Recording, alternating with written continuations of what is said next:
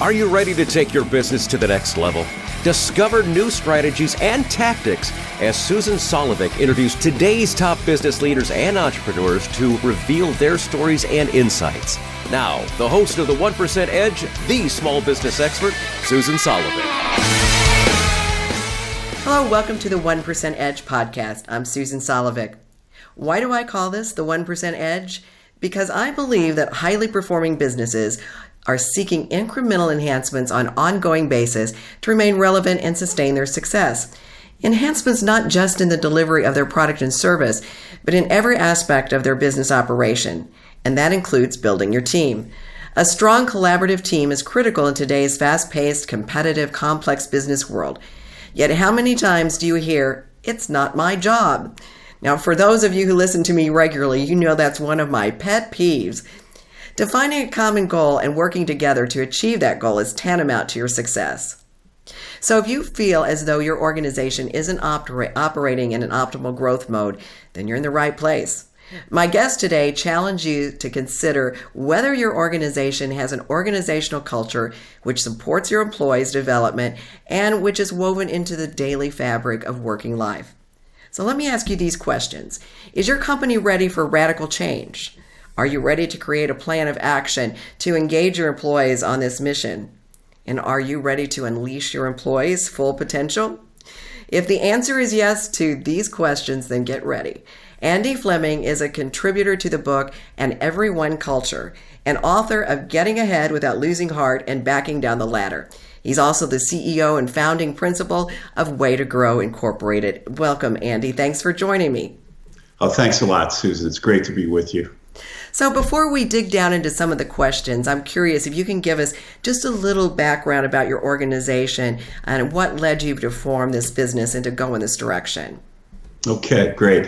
So I've been in the organizational development, leadership development field for a little bit over 25 years and have had the privilege of working with some companies to help them become great places to work. And in fact, one of the clients I worked with in the late 90s, Fortune magazine has the 100 best companies to work for list. And one of the companies I worked with got to be number one on that list. That was a fabulous thing. And we saw what difference it made for the business and so forth. And then had a chance to work with some others. But 6 or 7 years ago, I had a kind of epiphany that in the 21st century, although it's a terrific aspiration to be a great place to work, it's not enough. Our perspective, my perspective, and our team's perspective is that in the 21st century, with the pace of change, in addition to being a great place to work, you've got to be a great place to grow. And a great place to grow, not just for your high potentials or key leaders, but for everyone. And in this space that began to move into this idea of helping organizations become great places to grow for everyone, there are a couple of people who, in the field of adult development, Robert Keegan and Lisa Leahy, who are the lead authors on the book you mentioned, An Everyone Culture. Bob and Lisa are really the rock stars in the field of adult development. They're faculty up at Harvard. Bob has been doing research in this field for 35 years. He and Lisa have been colleagues for 20 plus years, developed some models and methods to help individuals and small groups grow. And I saw that they were looking to move into the organization space with the idea of, sort of the question was, can we scale human development in organizations? And can organizations be the engine that scale people developing and growing, across the world, quite frankly? And so I reached out to Bob and Lisa. In fact, my wife and I, Claire, who's a colleague in this work and a co-founder of the company, we reached out to Bob and Lisa and began some conversations. And it's led to us throwing in together and forming this company, Way to Grow, and writing the book and doing the consulting work that we're doing. I think that a phenomenon I've seen, especially since during the Great Recession, is people were in their jobs and they held on to them because a job's better than no job, right? And now they're disengaged. I think they just feel sort of stuck in a rut. So is that what you're finding and trying to change that culture? Absolutely. The data around employee engagement is tragic. And for all the focus that, organizations have had on it now for the last 10 or 15 years, I'm not so sure we've really moved the needle on that. Our perspective is that there's actually something underneath employee engagement that if you can activate it further in your organization, it actually does move the needle, and that's employee development. Can you actually help people grow and become better versions of themselves? And what we saw in the companies that we researched, can you create an environment where the folks are helping each other grow and develop? So when I show up to work, I'm not just there to do my job, although I'm showing up there to do it with excellence. I'm not just there to help myself grow, although I'm fully committed to that. I'm also helping the other team members grow, the people around me, and they're helping me. And so we've got this kind of covenant in place, if you will, that brings a whole different level of engagement. I'm not just, twisting knobs or writing reports or, doing the regular task. I'm there helping people become better versions of themselves. And I'm there to contribute to the culture that enables that to happen. So I'm with you 100%. But let me ask you this question though, having worked in the corporate world myself too. I mean, there is a little bit of that. I'm going to hold my things close to the vest because I want to get ahead. And, if that somebody else is too good, you really don't want to, put the spotlight on that. How do you overcome those human nature characteristics that, have been around for a long time? Yeah, couple of things. And obviously there's a lot more we get into in the book. But I just want to, in fact, name that phenomenon that you're describing there. Having also been in the corporate world and had, a mixed bag of experiences in the corporate world, sort of the full gamut of it. But that phenomenon that you were talking about, we call that the second job phenomenon. And so our perspective is that in most organizations, most people, in addition to doing their regular job, are doing a second job that's taking a lot of energy. And that second job is managing other people's good impression of them. It's trying to make themselves look good and present themselves as having it all together. When we know, given the pace of change and given the dynamism in the markets and in our companies, it's not possible to always have it all together. Everybody has doubts and struggles and things that they're working on, things that they could do better. And so this second job that people are working and putting a lot of energy into is sucking their sort of the energy that they could be putting toward their regular job and putting toward helping themselves grow. So the question is, how do you help people drop that particular second job? And just a couple of things I would say as a kind of primer, I guess, is one is that if you have a senior leader or someone who's in some position of authority who they themselves is willing to acknowledge their own struggle, or that they've got something that they are working on, trying to get better at, or that they made a mistake, that in and of itself can go a long way. And I'll give you a quick example of that. I've had the privilege since writing the book to sit down with people in all different organizations, including the military. And I had a conversation with the superintendent of the Naval Academy at Annapolis, who was talking about his experiences actually in combat and leading a squadron in combat, flyers. And he said, you know what, I realized that if we just got into the rhythm of doing our jobs and then resting and planning and then doing our mission, that wasn't going to help us improve. And so at midnight, every night, he made a practice of sharing with his squadron, here's the mistakes I think I made today. Wow. And that led the conversation about what they were doing well, not so well, what each of them could do better. But that kind of vulnerability from a senior leader can get it started and help sustain it. And then second, if you have some rituals, some practices that are baked into just the way that you operate, even if it's to debrief a project, that you bake into that just some opportunity for people to share something that they might have struggled with, or something that they think they may have contributed to things not going as well as they could have gone. That can enable it. So a senior leader, and then some regular practices, and there's all different kinds that we describe in the book, but that's the idea. And you also use an acronym, DDO, Deliberately Developmental Organization, and you say that's what's needed for a 21st century growth culture. Explain that. Yeah, so in a DDO, I guess one way I would talk about it, and we can talk about it, is that there's some organizations that they just have people focus on doing whatever task is at the heart of their job. Then along came some organizations in the latter part of the 20th century that wanted to improve quality. And so they not only have people focus on the task, they have people focus on the process by which they're doing their job. So we got to have better processes, et cetera. And that's great. That's terrific. The DDO idea, the deliberately developmental idea, means that we're not just going to focus on the task. We're not just going to focus on the process. We're also going to focus on the people as well, the people who are doing the process.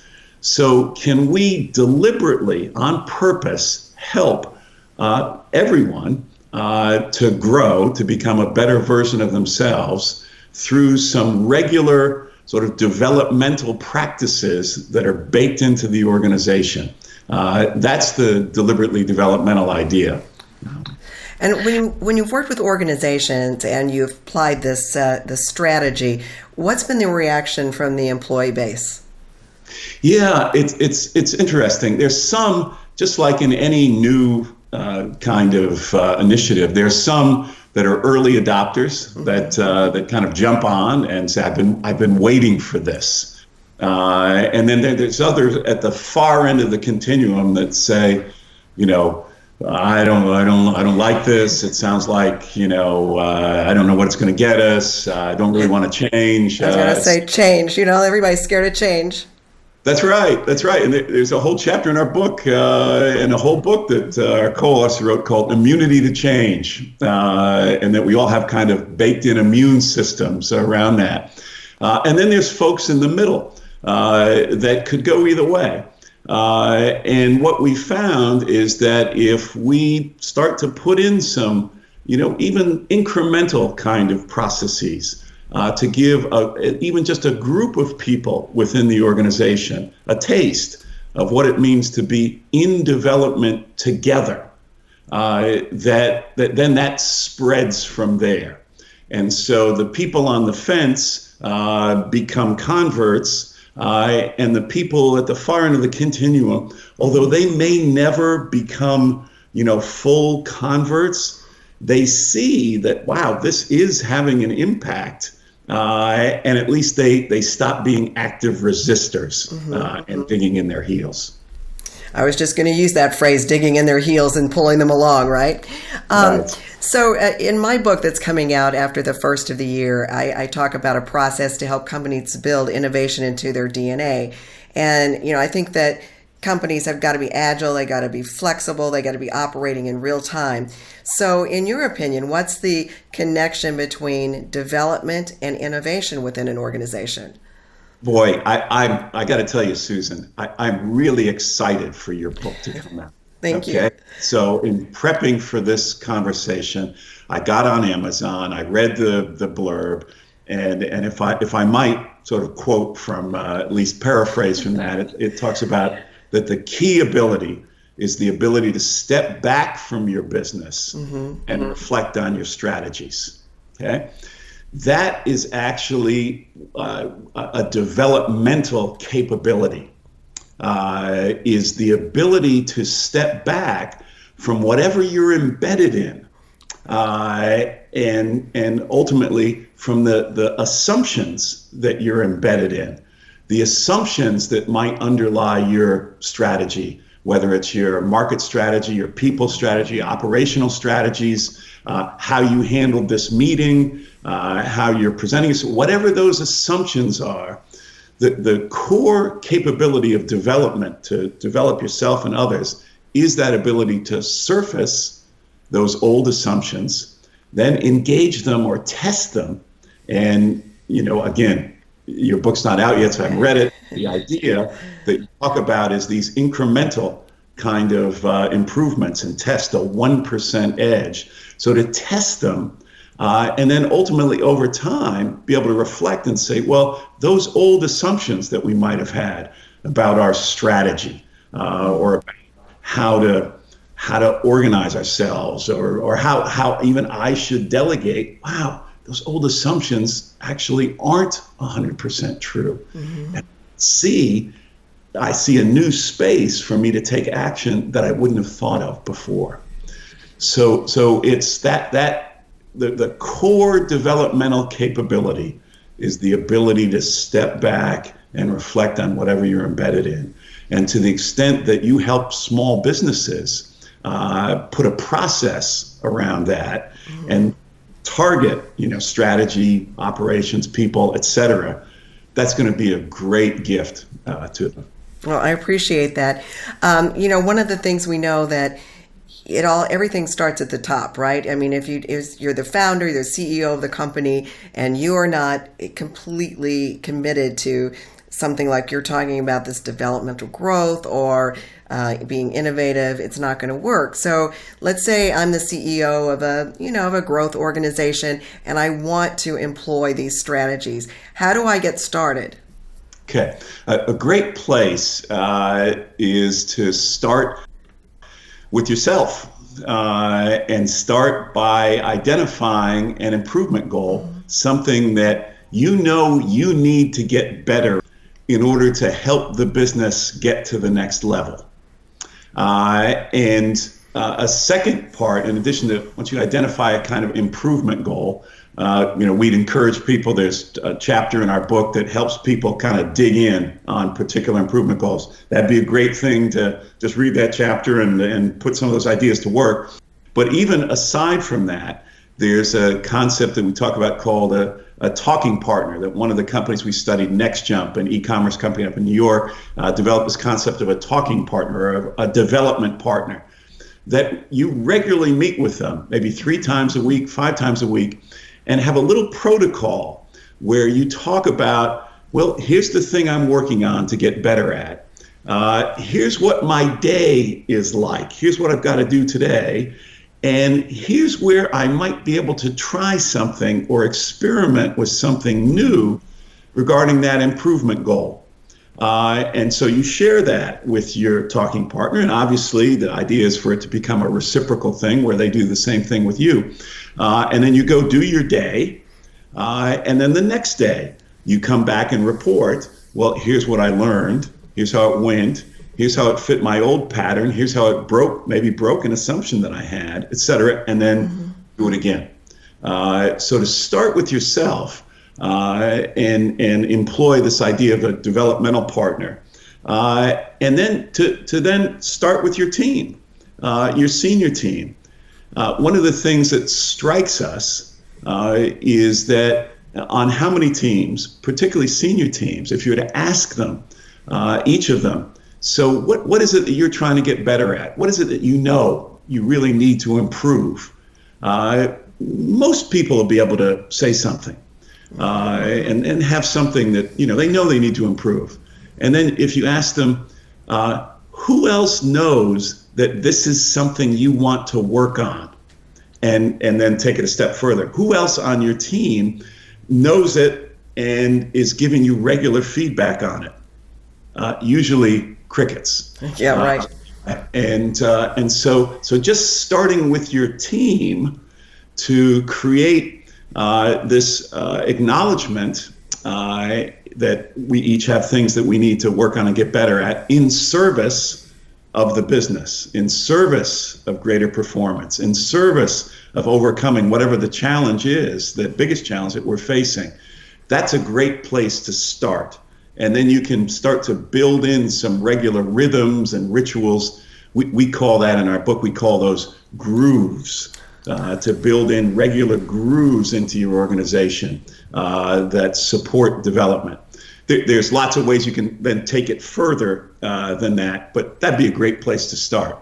So just very quickly, because I'm sure it's somewhat similar, but let's say you're not the CEO. Let's say you're just a department head or a mid-level manager. Can you also begin to incorporate this concept into your area of the business? Absolutely. And in fact, you alluded to the fact earlier that if you want to have a consistent corporate culture across the whole organization of development culture, what we call a 21st century growth culture, the CEO and the senior leadership's buy-in and commitment to it is essential. Mm-hmm. However, we have organizations that haven't actually started with the senior leaders. It started with a team or a unit, and they've sort of under the radar begun developing themselves and creating a deliberately developmental kind of culture in their team.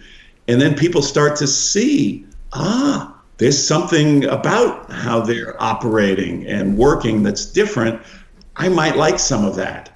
And the senior leaders see the results that they're getting. And so they're more inclined to then say, well, how could we do more of this in the organization? So it can go that way. Sure. So you're also, this is all fascinating, and I encourage everybody to get your book and read it because it's going to be very helpful in an organization trying to navigate these rocky waters we have ahead of us. But you also have a seminar coming up. Tell us a little bit more about that. Yeah, that's great. Thank you for mentioning that, Susan. So we call it the DDO workshop, and it's going to be applying lessons from DDOs, deliberately developmental organizations, to build a 21st century growth culture. So our message to organizations is you don't have to be as developmentally intense as the companies that we profile in the book. We just sort of would lift them up as exemplars of what it means to create 21st century growth culture. But at this workshop, which is our only sort of big public workshop this year up in Cambridge, October 26th and 27th. So October 26th, 27th in Cambridge. We're going to have our Harvard professors, Bob and Lisa, and we're also going to have senior executives from 3 organizations that we've been working with to present their case studies and what they've done, what they've learned on this journey toward building more and more of a 21st century growth culture. So we'll share their stories plus some models and methods along the way. Sounds like a great program. If I can make it, I'll be there, believe me. Love to have you. All right, great. Well, we will certainly be putting more information up about that on the website so people can link to it and to your books, your social media. But Bob, I appreciate the work you're doing. I mean, I think it's critically important, not just for an individual company, but for our society as a whole and to help drive our economy forward. So thank you for taking time to share with me. Oh, thanks very much. Thank you for the work you're doing too, Susan. Thank you. And thanks to all of you for listening to this episode of the 1% Edge podcast. As you know, this is the program where weekly I bring you the best of the best so your business can be the best. I hope you'll join me again next week. Until then, here's to your success. Thanks for listening to the 1% Edge. If you found these insights and tips helpful, be sure to hit the subscribe button on your podcast player and leave a review in iTunes to help others discover the 1% Edge.